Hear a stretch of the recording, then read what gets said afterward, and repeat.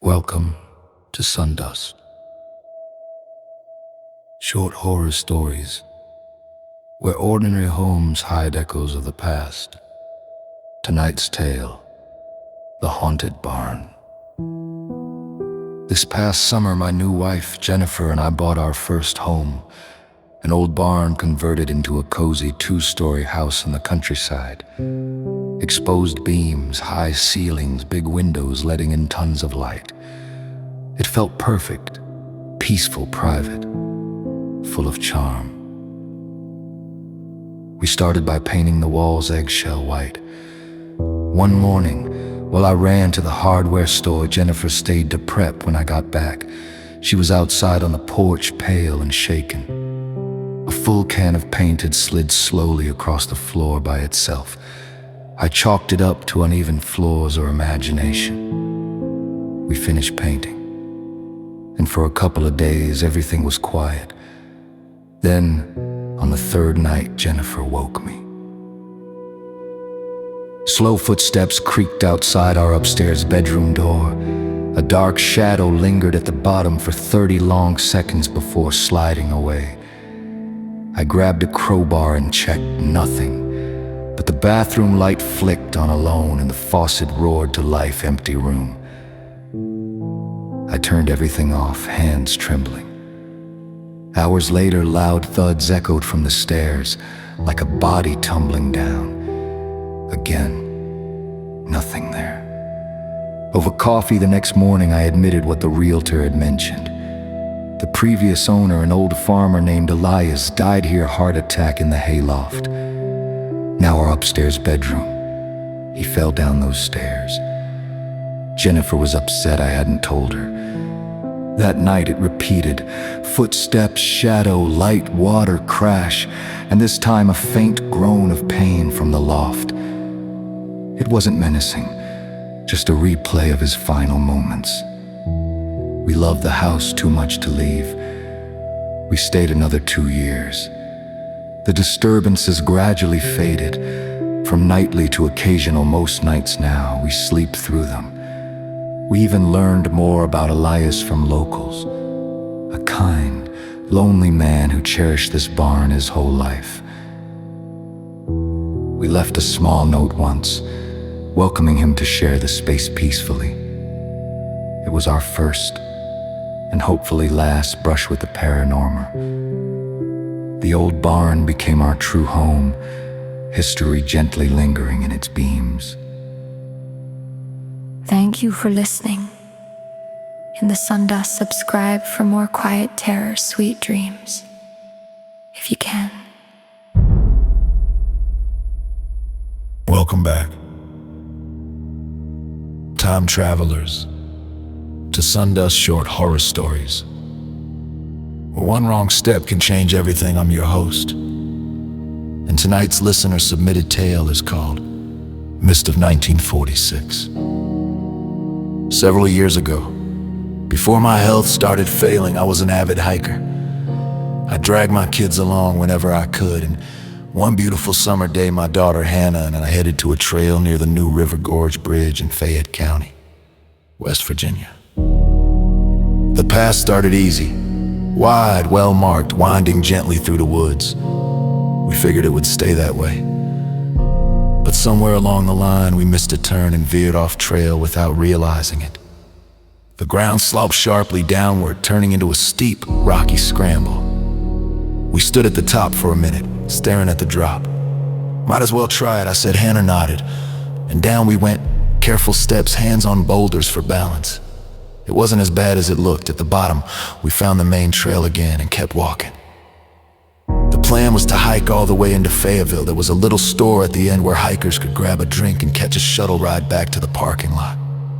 A little farther on, we came to a thick bank of fog hanging low between the trees. It was strange, dense, almost glowing, and completely still despite the breeze. The trail disappeared right into it. We'd already come most of the way, so we shrugged and stepped through. It was cold and soaking droplets clung to our clothes and hair like we'd walked through a rain cloud. But in less than a minute, we emerged on the other side and stepped straight into 1946. The town looked like Fayetteville, but but not our Fayetteville. Cars parked along the street were big, rounded, classic, shiny Ford sedans and Chevy coupes straight out of old movies. Men in fedoras and suspenders strolled the sidewalks. Women wore dresses with padded shoulders, seamed stockings, victory rolls in their hair. A couple of kids rode honest-to-God metal hoops with sticks. We figured it was some big historical reenactment or vintage car show. Cool, right? Except we couldn't find a shuttle store. Couldn't find any modern store, actually. No coffee shop, no convenience mart, nothing we recognized. I spotted a newspaper box on the corner, dropped in a penny like the sign said, and pulled one out. The headline was about post-war coal prices. I flipped to the front page and felt my stomach drop. August 25, 1946. Hannah saw my face. "Dad, what's wrong?" I handed her the paper without a word. She read the date, looked up at me with wide eyes. "But how?" "I don't know," I whispered. We didn't stick around to find out. We turned right back around, hurried to the trailhead, and marched straight into that misty fog again. It felt colder the second time, thicker, like it didn't want to let us go. But we pushed through, scrambled back up the rocky cliff we'd come down earlier, and followed our original footprints all the way to the parking lot. Our truck was still there, a '28 model with modern plates. The cars on the highway zipped by, newer models, current year. We were home. We've talked about it 100 times since. Only one thing makes sense. That wall of mist wasn't weather. It was a door, a thin spot between now and then. And if we hadn't decided to turn back when we did, if the fog had lifted while we were in 1946, we might never have found our way out. Sometimes I drive past that trailhead and glance at the trees. On damp mornings, I swear I see a faint haze lingering in the distance. I haven't hiked that trail again, but I'm glad the mist was there when we needed it, because doors like that don't always stay open both ways. That's mist of 1946. Mind the fog, friends. It might not take you where you expect. If that one left you wonder about thin places, please subscribe to Sundust Short Horror Stories for a new chill every week, and comment below ever stepped through fog and felt time shift. Found a place where history feels a little too close. Tell us. We might share it next. Thanks for listening. Stay in your own decade.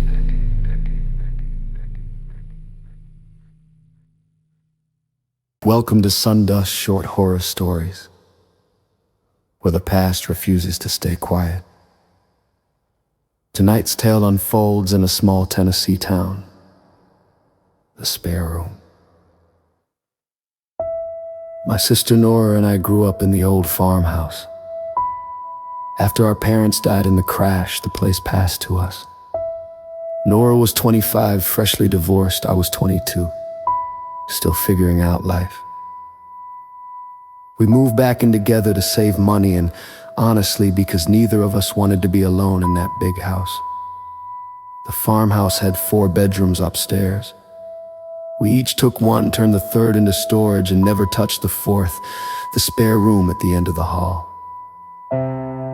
It had been Grandma's sewing room, but after she passed when we were kids, Mom locked the door and said it was staying that way. Some rooms need to rest, she told us. We didn't argue. One October night, power out from a storm, Nora and I sat by candlelight in the kitchen. The wind rattled the windows like it wanted in. That's when we heard it. 3 soft knocks from upstairs, not on the front door, directly above us from the ceiling. We looked at each other. Another 3 knocks, patient, deliberate. Probably the house settling, Nora said, but her voice shook.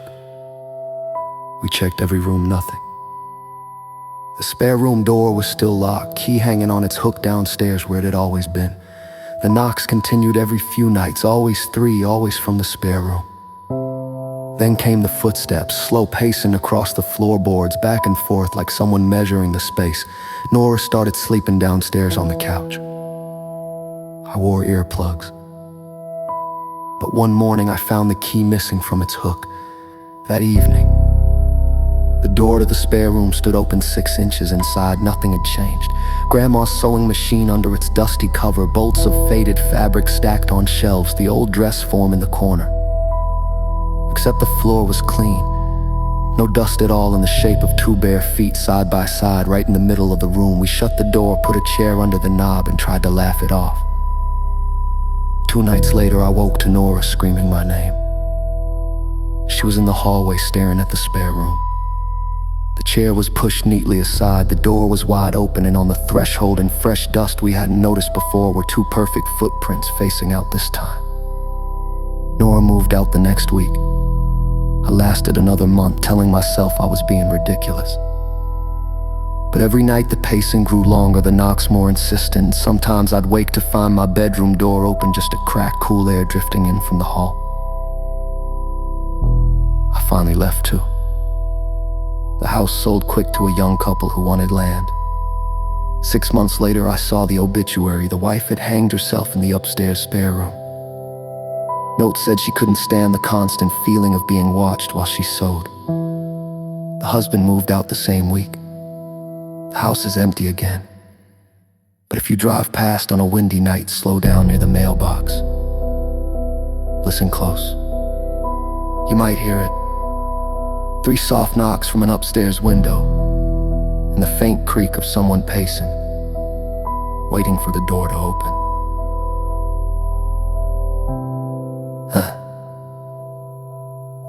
That was the spare room. If the knocks followed you tonight, please like, subscribe, and leave a review. It helps keep the doors closed. We'll be back next week with more quiet that isn't. Until then, check your locks.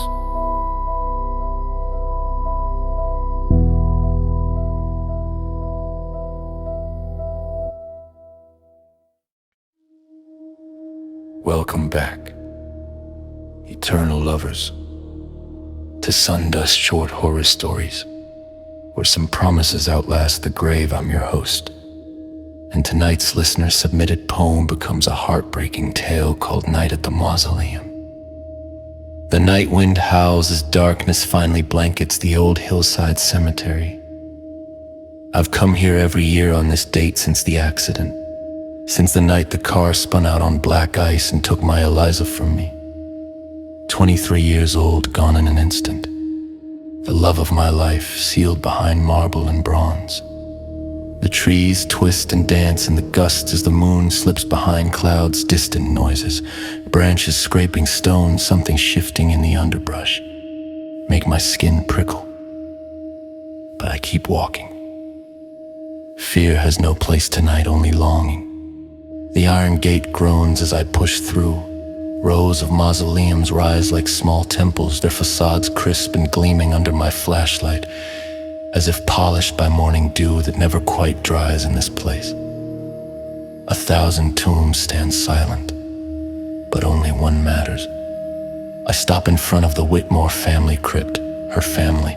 The name Eliza Carter Whitmore is carved deep into the marble door, the letters still sharp after 15 years. I sink to my knees on the cold stone step. My love, I whisper, pressing my palm to the engraved name. Forever lost but never forgotten, I'm left to walk this world alone. Tears come, same as always. I speak to her the way I do every anniversary, about the house that feels too big, the bed that's too empty, the life I've endured without her. But someday, I promise, voice breaking, I'll leave this world and find you again. We'll walk hand in hand into whatever comes next, an everlasting end, together. The wind dies suddenly. Silence presses in, thick and unnatural. Then from inside the mausoleum, a soft sound is scraped like fingernails on stone. My breath catches. The heavy bronze door, locked for 15 years, sealed by the family after the funeral, creaks. It swings inward on its own. Cold air rolls out, carrying the faint scent of lilies and earth. A figure steps into the moonlight, tall, pale, dressed in the same black gown they buried her in. Her face, my Eliza's face, tilts toward me. Eyes open, lips parted. She extends a hand, fingers thin and white. Come, she whispers, voice exactly as I remember, sweet and low. I've waited so long. My heart explodes with joy and terror at once. I rise on trembling legs, tears streaming. We reach for each other. Our fingers touch. Ice cold but real. She smiles and pulls me inside. The door swings shut behind us with a final heavy thud. Darkness swallows everything. But here's the twist no one outside will ever know. I wasn't the grieving husband coming to visit his lost wife. I was the driver that night, the one who took the curve too fast, the one who walked away without a scratch while she didn't, the one the police never charged, the one who has come here every year, not out of love but out of guilt, begging forgiveness from a woman who was never inside that tomb, because the family, in their rage and grief, had her cremated. The crypt has been empty all along, and whatever just took my hand, it knew my voice, it knew my promises. It's been waiting 15 patient years for me to keep them. Now we'll walk hand in hand into an everlasting end, together. At last. That's night at the Mausoleum. Some doors only open from the inside. If that one left you listening for creaks in the dark, hit like, subscribe to Sundust short horror stories for more every week, and comment below. Ever visited a grave that felt answered? Promised something you couldn't take back? Tell us the stones remember. Thanks for listening. Sleep well, friends. Some of us won't.